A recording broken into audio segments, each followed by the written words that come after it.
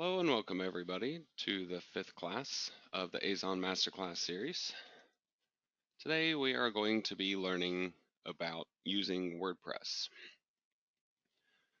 The intention of this particular lesson is to get you familiar with the WordPress system, to teach you a few of the things that I know and use with this system, why I build sites the way that I do using WordPress. This way you can have an understanding of why I'm doing things the way that I'm doing them when we get to the site construction portion of this training, which will be the lesson after today's class.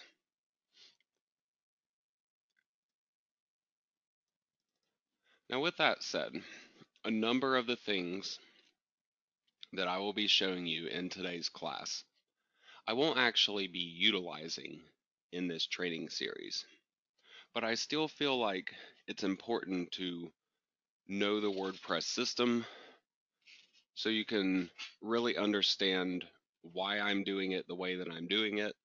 And also, so if you decide to use WordPress in a different manner in the future, then you'll have that knowledge already from today's training.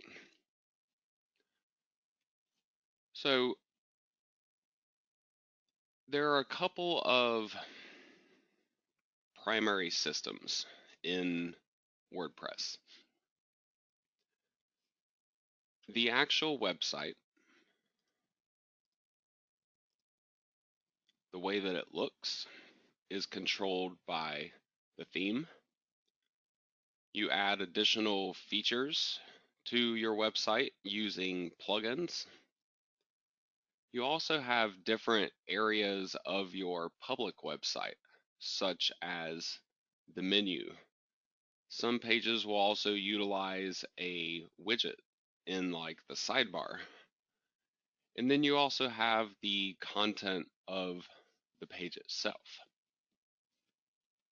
All of these different aspects of a WordPress site, when you can gain control of each of them, then you'll have complete control over everything that is being displayed to anybody that is visiting your site.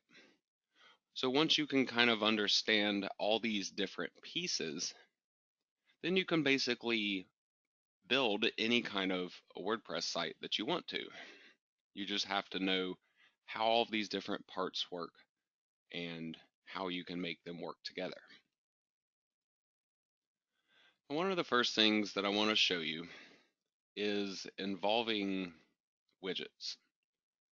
Now, on this particular website, I actually have the widgets disabled. I want to turn these on though for a particular page just so I can show all of this to you.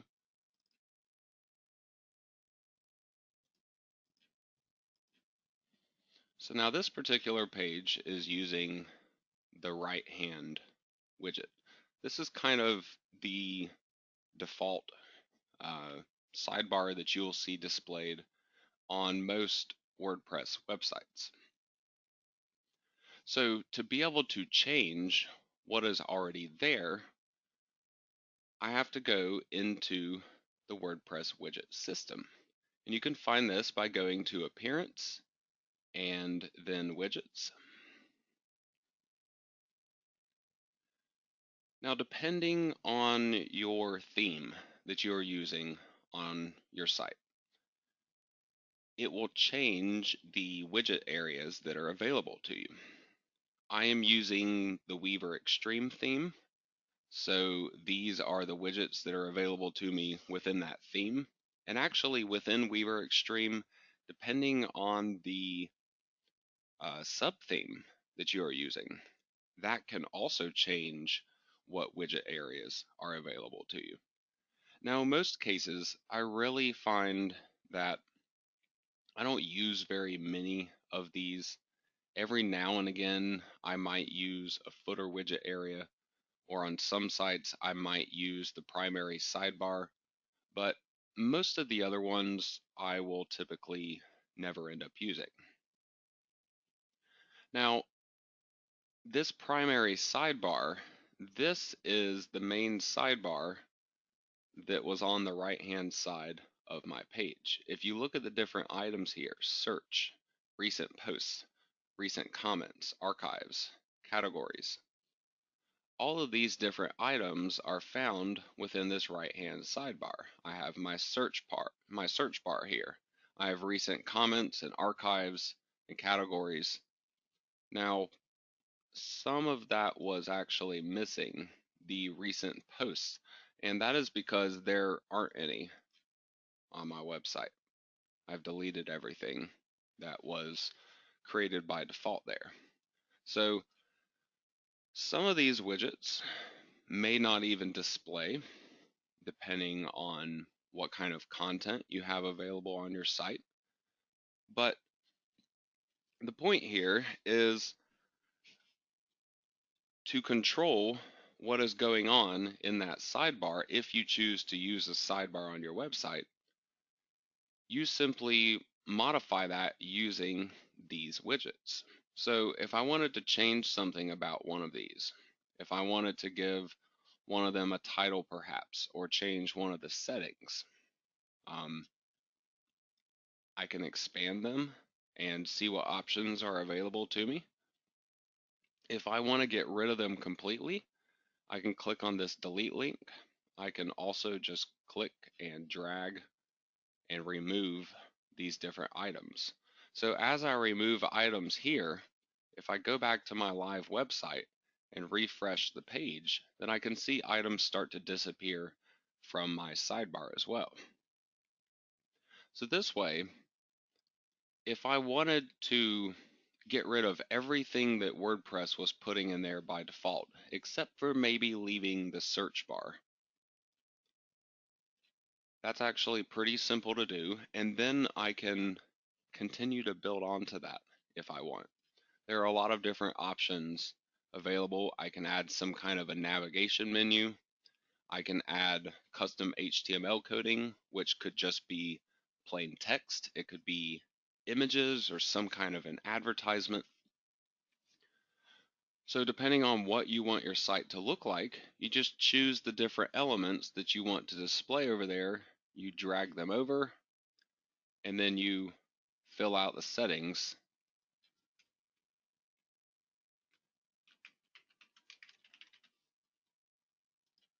So just to show you, obviously this is not something practical that I would do, but I can add in whatever kind of content that I want to this sidebar now using this custom HTML widget. And I can actually do a lot more than just add plain text with this custom HTML. I can add links or images or a wide variety of other different things. Now on my site, like I've mentioned, I'm not going to be using widgets at all. You can see on the home page of this site that I have not displayed any kind of a widget. I'm accomplishing this using the Weaver Extreme plugin. I showed you this very briefly in the previous class where I went into the Weaver Extreme administration options. I go to main options, sidebars, and layout, and then I can change them from showing the sidebars on the right or the left. I can even split them to have a sidebar on both the left and the right, or I can make it show no sidebars. And there's different kinds of pages on your site.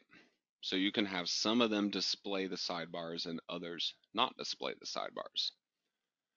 So this is one of the things that I really like about the Weaver Extreme theme, is this level of customization that it offers you. And it even goes beyond that, just having either no sidebars or a sidebar in a specific position. On a per page basis, you can modify those elements to where this new page that I created, and I decided to put a sidebar on here just to demonstrate it to you. All of this is done through these additional options that are available for Weaver Extreme. Whenever I edit any page or post, I can just scroll down below the content and find all of these different options available to me. I can hide different elements of the page. If I wanted to, uh, maybe I didn't want to show this breadcrumb link on this particular page, which is something that I will often do on the home page of a website, because there's not really any point in just having a bit of text here that says home whenever you're on the home page. But on other pages of the site, these breadcrumbs could be useful. Well, all I have to do is hide the info bar on this particular page and update it, and then it disappears. So all the different elements to this page, I then have control over on a page by page basis.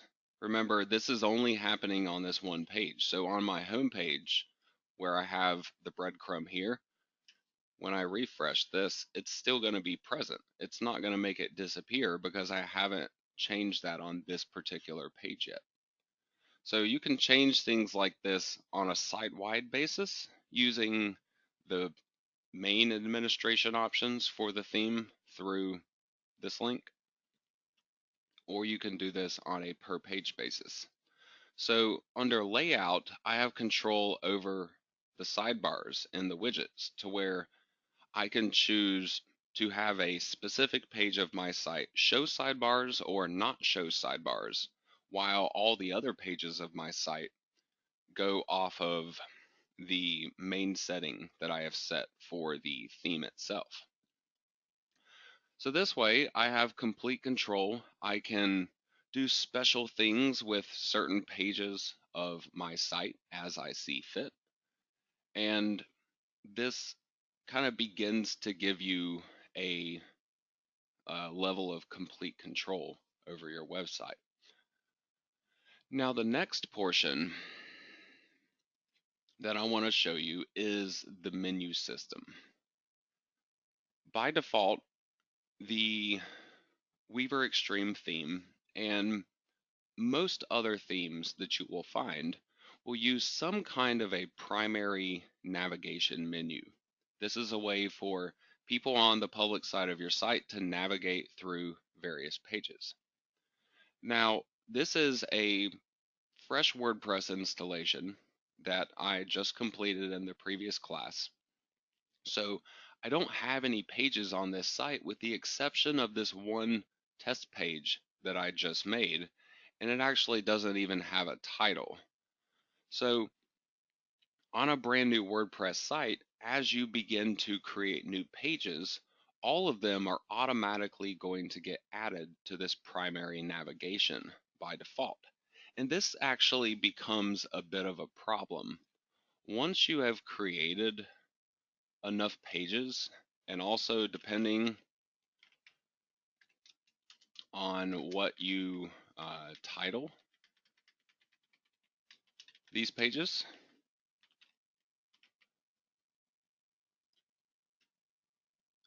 this can become a navigation issue for your website visitors.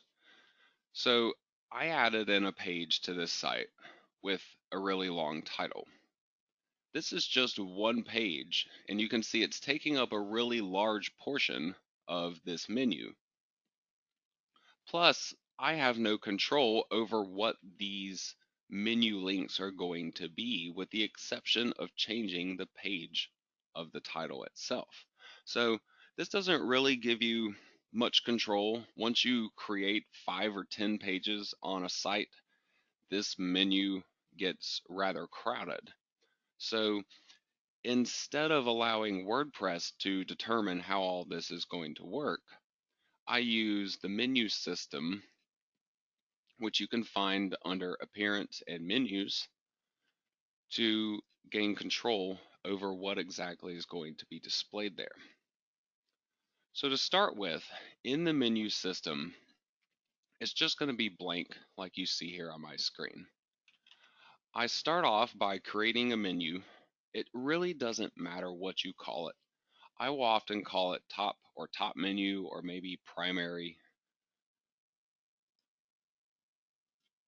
After naming it and creating the menu, then I can begin to add stuff to it and start to customize how all of this is going to look on my site.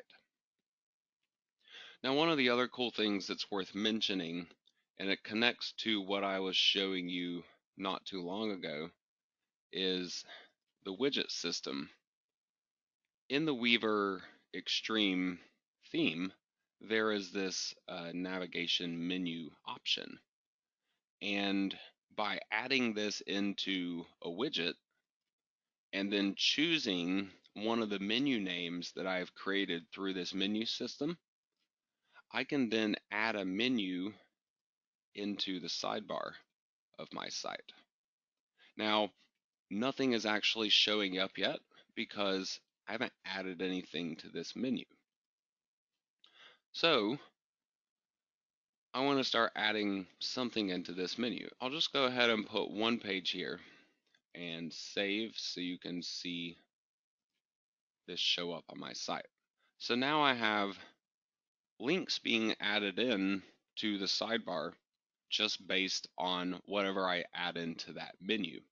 So you can create menus for smaller sections of your website and just have the links showing up in those areas of your site and customize all of this on a page by page basis by using this type of menu and widget system.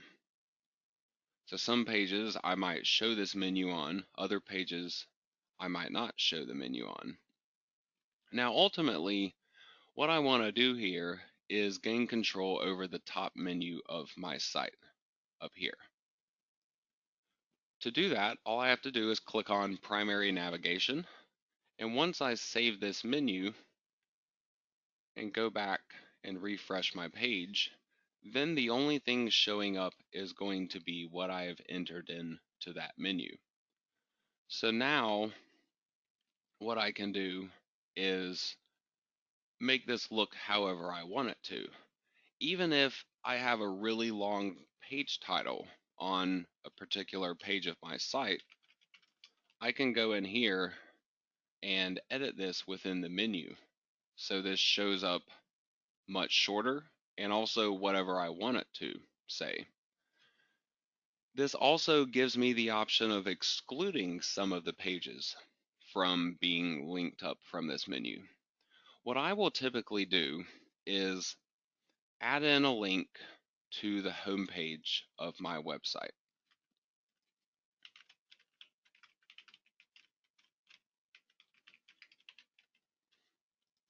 I will call this home. And then all of the other links that I have in this primary navigation menu, all of these will be main pages or category pages of my website. So even if I have 20 pages or 100 pages on my website, I might only have 3 to 5 links in this primary navigation menu. And besides the home page, those other pages that I link up to, they will then have links on them that point people to other pages of my site. This way I can organize the content and kind of control how people are reaching certain pages of my site. And this also controls how search engines are able to reach pages of your site. You do not want every page of your website to link up to every other page of your website. You want to have some kind of structure and organization to it, to where if you go to the home page of your website and you pull out a piece of paper and you write the word home on it, and then you draw lines coming out of the word home, and you look through your home page and find all of the pages that your homepage links to, all the other pages on your website. And then you label those at the end of a line. So you're kind of drawing a web map. Then you go to those next pages and you find all of the pages that they link out to. This way, your homepage should never link out to everything. Your homepage links out to some primary pages of your site, and then those primary pages link out to other pages of your website. This way, the lower level content of your site, they're not really interlinking with each other. They link back to the primary page and link back to the home page of your site, but they're not mixing with each other. And this allows for easier navigation for your website visitors. And it also allows for a search engine to look at your site and to realize, okay, you have a website that's about this main subject, but then within that main subject, you have a couple of subtopics. And then within each of those subtopics, you expand into even more topics. This lets the search engine see that your site has structure. It lets that content build relationships with other pages on your site. And search engines notice this, and when you connect the common or relational pages of your site together like that, it can boost the search engine rankings. This is something we'll be going into as we are building the website within this training series, but this is kind of where it all begins from.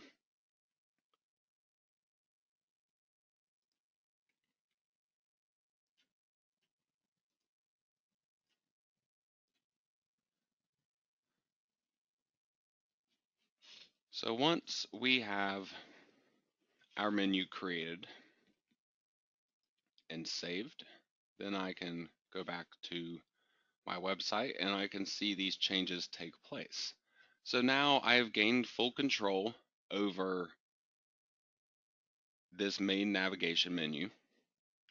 I've also even added this extra navigation menu to the sidebar, but it's not practical to have the same menu in both of these locations. This is kind of something that on certain websites, I might use this on some of those main or category pages.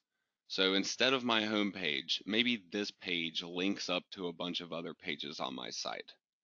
So on this page, I might use some kind of a sidebar like this to link up to all those other pages that I would group within this particular topic. There are a lot of other ways, though, that you can go about linking up that content. This is just kind of one of the easier ones. On most of the sites that I end up building, though, I end up just not using the sidebar and building content and putting those links within that content. Again, this is something that I will end up demonstrating more as we progress through this training series. So now when it comes to creating content on a WordPress website, I'm talking about the information that would go in this blank area right here, or even the information that I would put on the homepage of my site. Within the WordPress system, there are two main ways that you can go about creating this content. One of them is with a post, and the other is with a page. The main difference between the two is that a post is really more intended to be used for a blog style type of a website.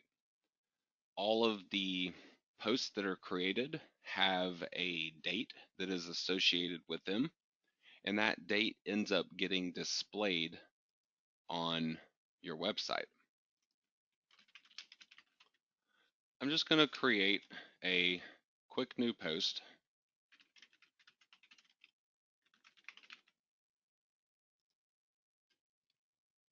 and publish this on my site. so you can see what I'm talking about. So by default, the way WordPress works is when you create a new post, that post is automatically published onto the homepage of your website. So you basically end up with a large listing of these different posts.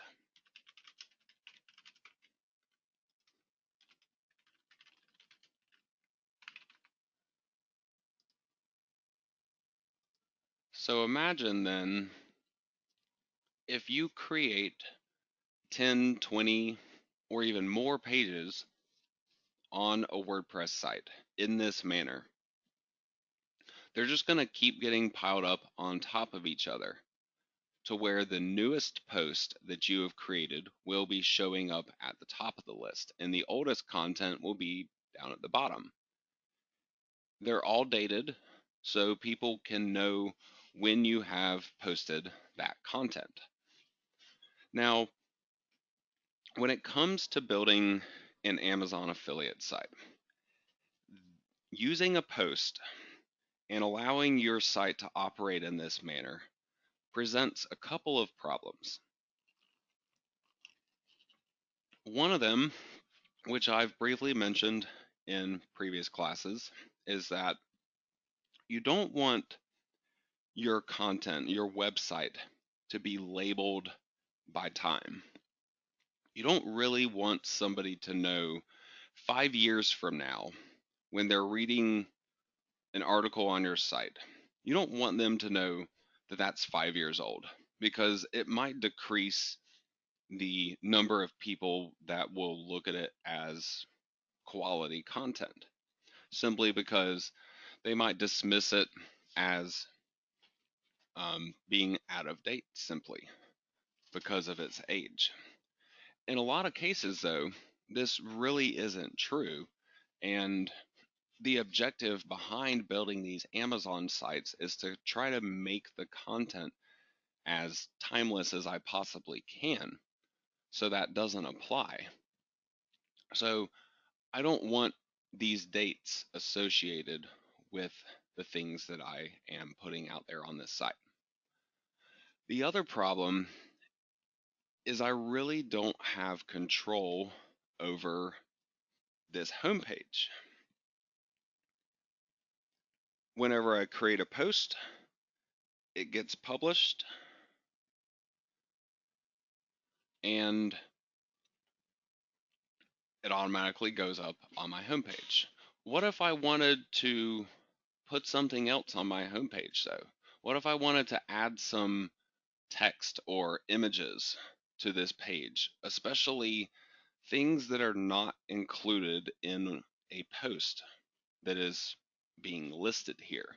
You know, if I wanted to have some kind of introductory content at the top of this page, there is no way to really do this within the default WordPress system. So you're kind of stuck with just having this big list of all of these posts laid out on your site. Now, there are other aspects to the WordPress post system that kind of complicates things a little bit more. There are also categories and tags that are used to organize this content. By default, you will have a category called uncategorized. You can also create your own new categories and call them anything you want to, really. You can then take any of the post content from your site and you can sort them into various categories. Now, the concept of all of this is actually pretty decent in terms of having some kind of a structure to your site. This definitely accomplishes the organization. It to a certain degree, even accomplishes having WordPress kind of link all of your pages together for you in a structured manner. But I personally believe that this is a bad way to go for search engine purposes, especially with a smaller website. And I'm going to demonstrate why to you here. Now, what I have done is I've edited both of these posts and I have changed the categories that they are grouped into. You can associate one or multiple categories with a particular post. So for this one, I have sorted it into two categories, the original one, and then I added in this new category. For this one, it's just in the new category that I created. So what happens in this post system is each of the categories then has a page that is created for it. So I can click on these links and open the pages for those categories. So I have a new category page and I have an uncategorized category page. So on my new category page, with both of these posts sorted into it, it looks like this. More or less, this is almost the exact same thing that I have here on my homepage because everything has been sorted into this particular category. With the exception of this tiny bit of content that is highlighted,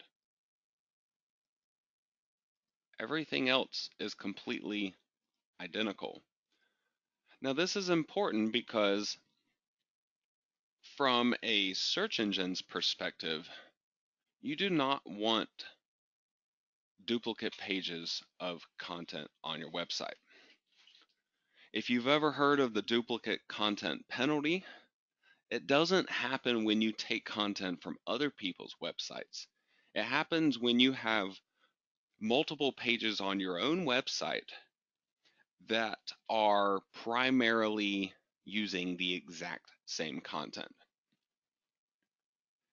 In fact, you really don't want more than, at an absolute maximum, about a third of the content on a page. You don't want it to be found elsewhere. So this is quite the opposite.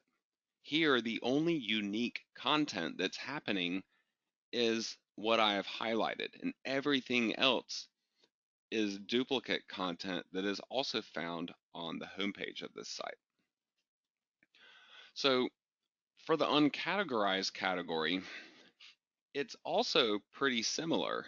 The exact same information, with except for the uncategorized word, can still be found elsewhere, just along with other things. So all of this stuff can still be found on this page, can still be found on this page.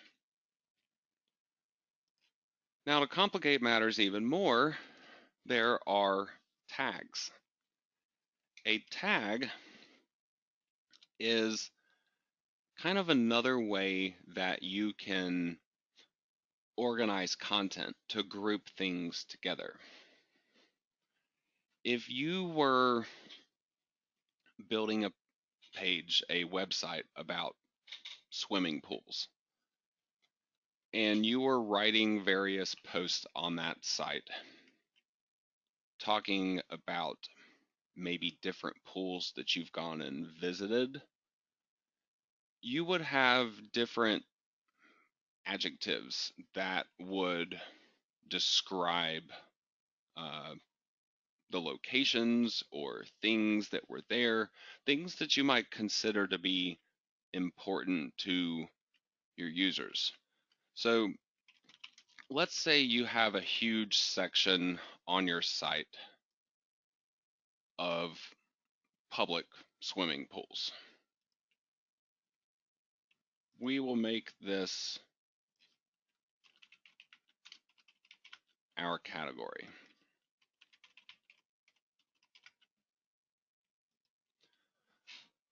So every time you go and you visit a new public pool, you make a post on this website.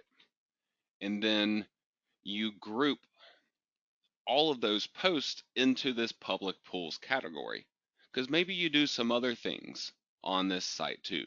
Maybe you review different pool products and you have a completely different section of the site for that. So you have this one level of organization with categories. Tags give you another level of organization. So let's say I was doing this across an entire state or across an entire country, or even within a city, you still have different areas. Whatever that might be, one way that I might offer some additional organization for my website visitors would be to list the different states as tags. Then when I'm making a post about visiting a certain pool, I tag it for that particular state. But then it's also grouped into the main public pools category. So with a tag, you can have multiple tags. Maybe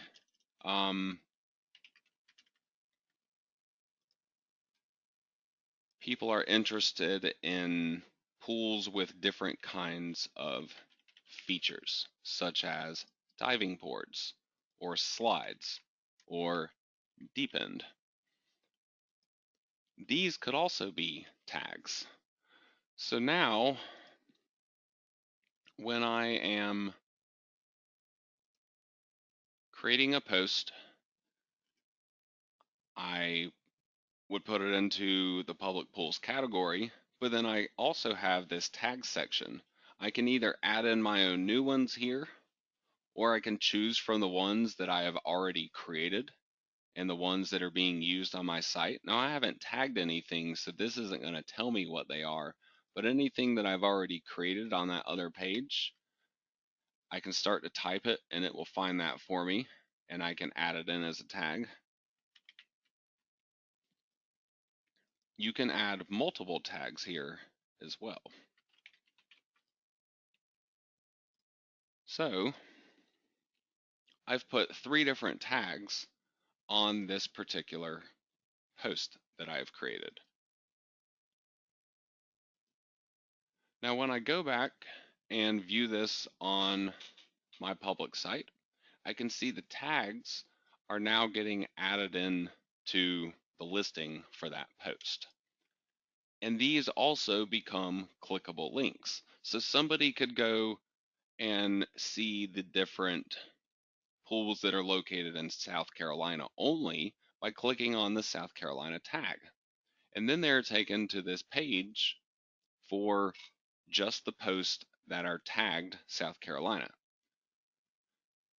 Now, again, this can be useful in some situations. On a large website, on a site that was actually getting a lot of new posts being created on it and had a lot of variety in terms of what was being tagged with different kinds of tags, it can certainly work and be useful. In the scenario that I'm creating here with visiting the public pools in different states, this could be useful if I visited a pool in pretty much every state and then started visiting multiple pools in every state to where each of these different state tag pages would have a different listing of posts that would be found under them.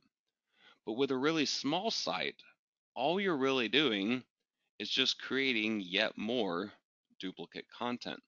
Each of these tag pages, because there's only one post associated with them right now, they're all identical with the exception of the actual name of that tag.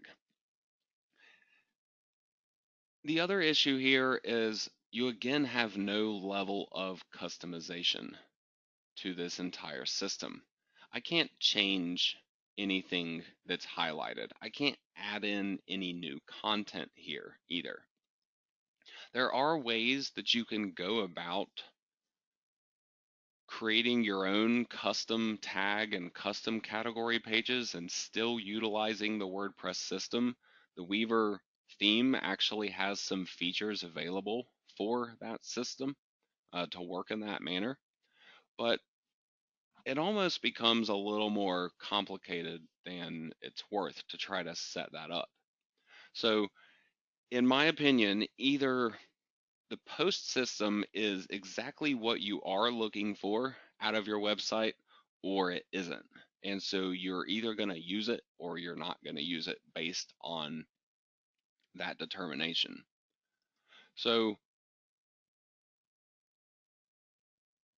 instead of using this default post system and letting WordPress kind of take control over the vast majority of the pages of content on my site and the way it's all being organized and linked together. The other alternative is to use the page system and make all of this stuff yourself. Link everything together yourself. Create all of the pages with custom content yourself. Now, this can be a little daunting for somebody that's never built a website, because to do this and to make it look decent, to make it easy for your website visitors to navigate, it does require a little bit of coding in terms of web design coding, like HTML and CSS coding. However, I do have code generators that I have built that will help you to create that necessary code without having any kind of coding knowledge. This is something that I will be getting to and providing you guys with once we reach the next couple of classes in this series, where we will actually start building the pages of content and assembling it all together on our site. In the meantime, though, I want to point out at least the main differences between a post and a page, and show you how this is a lot better in terms of having complete control over your website. Now, I've already created some pages on this site and also some posts on this site, so I can easily demonstrate the difference between the two. Just add a small amount of text content to this page. So here in a WordPress page, it's a pretty clean layout. There's not extra information being shown here, with the exception of a sidebar widget if you have that enabled, and the breadcrumb that's at the top of this page. Everything else is just the title of the page and then whatever I enter in for the page content. By comparison, the post that I was just creating a minute ago, if I go to one of those, you can see that there's a lot of other stuff. I have the title and the content of the page here, but everything else is being generated for me by the post system. These posts will link up to the older and the newer content because it's meant to be in a chronological order. You have the linked dates, you have the linked name of the author. So I'm automatically displaying my WordPress username in this manner.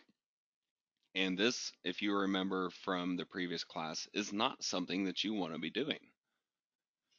because that's the first piece of information that somebody needs if they want to try to brute force guess their way into your administrator account. They need the admin username. And then they can just run a program to guess all of the possible passwords that it could be. And eventually they'll guess it. So you can change that, by the way. If you go to users and your profile, all you have to do is set a nickname and then display your name publicly as your nickname. And then you will no longer be sharing your admin username with the whole world. But even still doing that, there's all this other information. There's all of these added links to every single page on your site. Whereas with a page, it's just the clean, straightforward content. Whatever you decide to put there is what will be showing up. So this is the main reason why I prefer to use pages.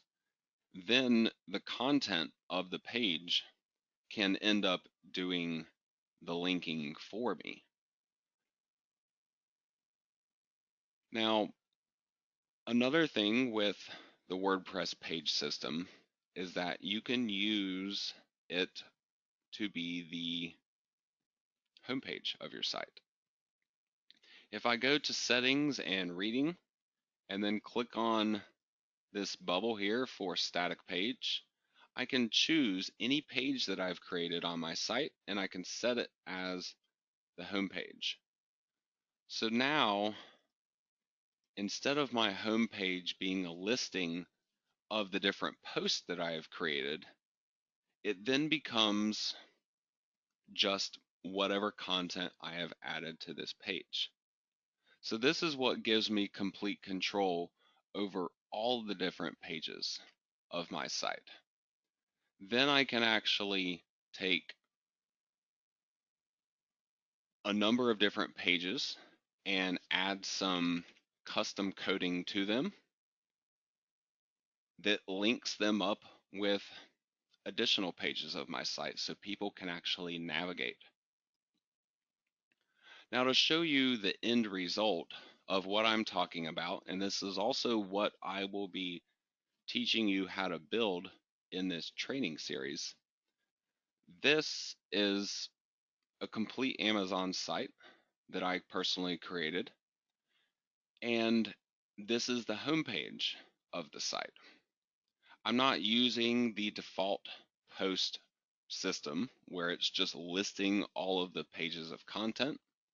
I'm not linking up to all the different pages that are on this site through the menu bar. I'm using custom coding in this middle section of the page here to create my own menu system within my page content. So clicking on one of these links will take me to another section of the site. This is actually a primary page that links up to then even more pages of my site. So by using just a collection of pages and then using custom coding to link it all together, you gain full control over what your visitors are going to see, how they can navigate through your website. You're making it more meaningful for them in that way. You're making it look more like a normal website and not like a blog. And this kind of stuff also helps Google because you're giving it the proper kind of structure. You're using descriptive words when you're linking up to different pages of your site. All the different things that kind of come into play with creating these custom pages and linking all this stuff together yourself, it's all beneficial for you in the end with search engines and with the people that are actually visiting your website. Now, on any poster page, like I have pointed out to you before, when you edit them, you have your main content available to you here. where you can add plain text. You can even add custom coding, where you are displaying images or linking up to different pages. It really doesn't matter. Any kind of HTML coding can be used within a page and within the content of that page.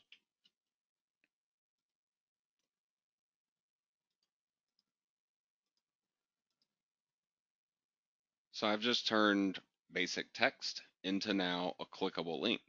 It's just going back to the home page of this website, so it doesn't actually go anywhere. But by doing all of this, I again have full control over everything. The SEO plugin that I use lets me set a title and a description that will end up showing up in the search engine rankings. The Weaver Extreme options allow me to change exactly what is being shown on my page, how it's all being displayed. I mentioned at one point that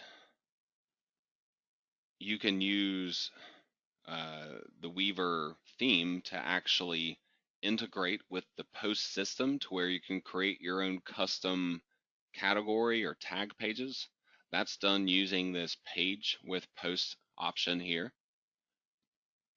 You actually create a page and you override and set that page as being a category or a tag.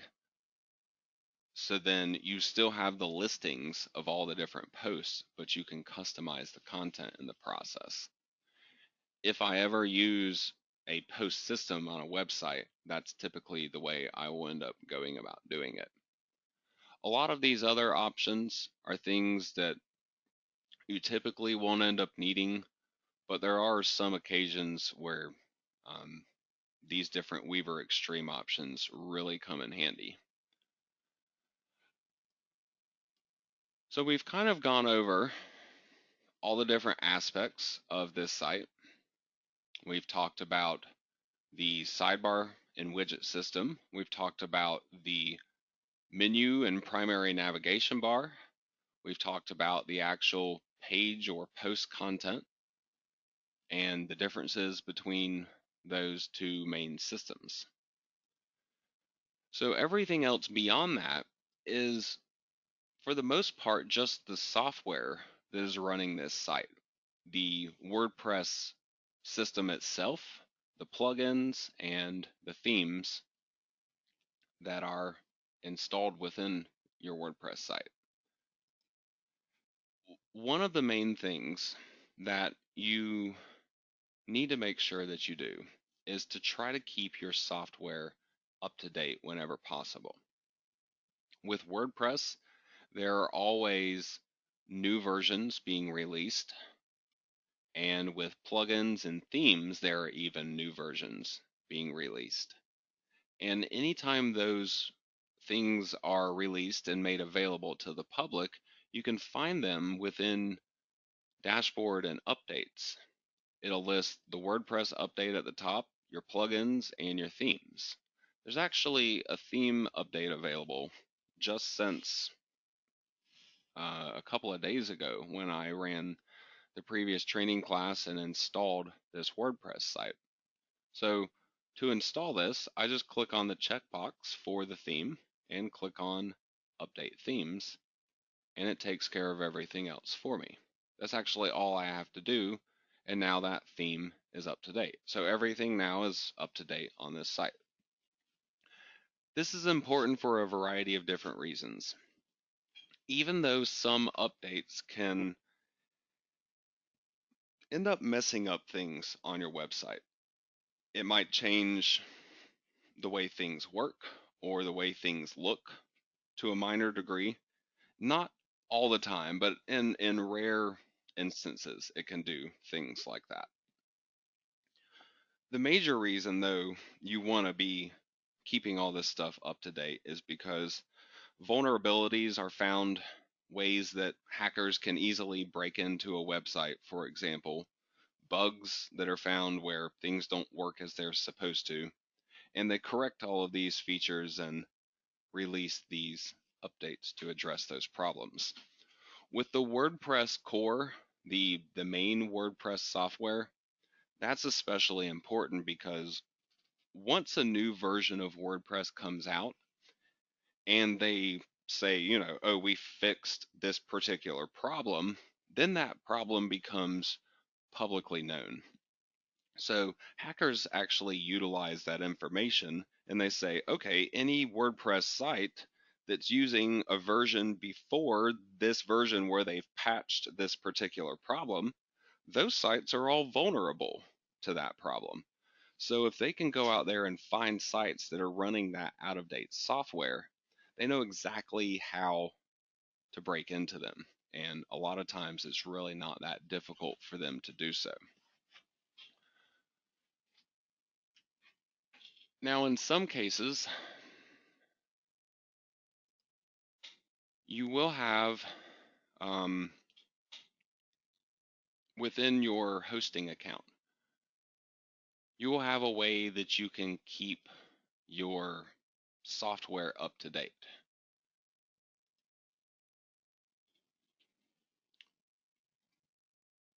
There is, within Softaculous at least, and you should have the same or a similar type of option available to you within other comparable solutions like Quick Install, which could be found in some control panels. It just kind of depends on your web host.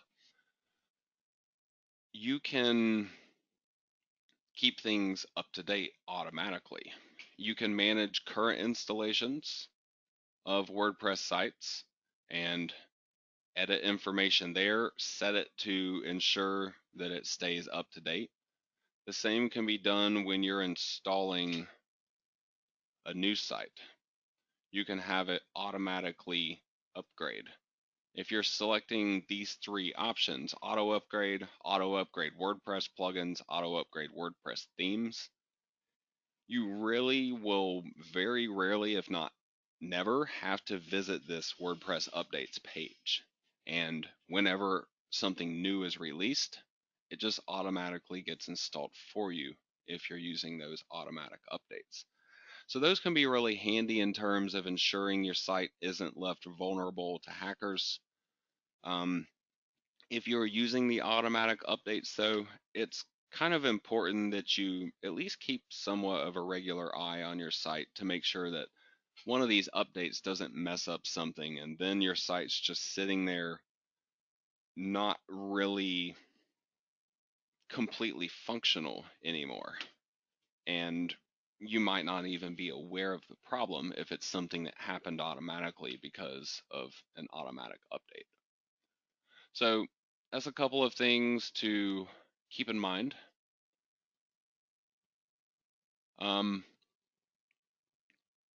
Overall, you should have a fairly decent understanding now of the WordPress system, how all the different parts work, how they all tie together to make your live public website. And this should make the next couple of lessons as we actually begin to build this site. It should make it a lot easier to understand. It'll make it a lot easier to actually then carry out the same work to build your own website too. And hopefully you've picked up some information that will even help you in the future with other sites that you build with the WordPress system, whether it's an Amazon site or pretty much any other kind of site as well.